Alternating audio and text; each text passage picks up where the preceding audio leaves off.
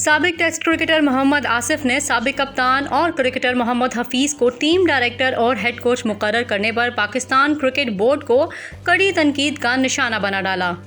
World cup سن 2023 میں Pakistan team کی ناقص کارکردگی کے بعد پی سی بی میں بڑے پیمانے پر تبدیلیاں سامنے آئیں، جس کے تحت پاکستان کرکٹ بورڈ نے پی سی بی کے تمام کوچنگ سٹاف کو عہدوں سے ہٹا دیا اور سابق کپتان محمد حفیظ کو مکی آرتھر کی جگہ ٹیم ڈائریکٹر اور ہیڈ کوچ مقرر کر دیا۔ دوسری جانب ذکا اشرف سے ملاقات کے بعد بابر اعظم نے تینوں فارمیٹ کی کپتانی سے دستبرداری کا اعلان کر دیا۔ بعد ازاں پی سی بی کی جانب سے شان مسعود کو ٹیسٹ ٹیم اور شاہین افریدی کو T20 ٹیم کا کپتان مقرر کیا گیا، جبکہ ون ڈے ٹیم کی کپتانی کا فیصلہ بعد میں ہوگا۔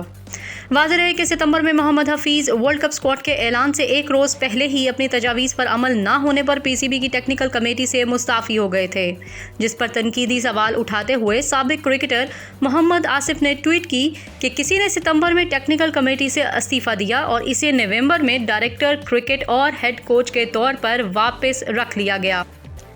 محمد آصف نے اپنی ٹویٹ میں لکھا کہ موجودہ چیئرمین کے زیر اثر پی سی بی پر اعتبار صفر ہو گیا ہے اور بورڈ کے پاس معاملات چلانے کا کوئی بھی اختیار نہیں ہے۔